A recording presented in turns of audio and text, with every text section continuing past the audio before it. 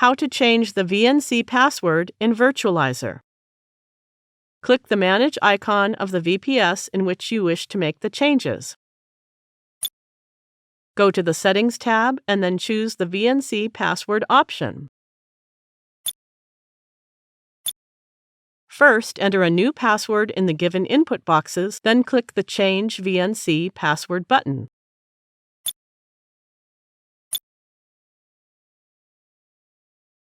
We have successfully changed the VNC password. Now we need to restart the VPS, and after that we can access VNC using the new password.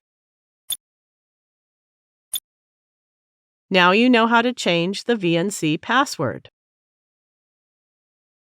Thank you for watching.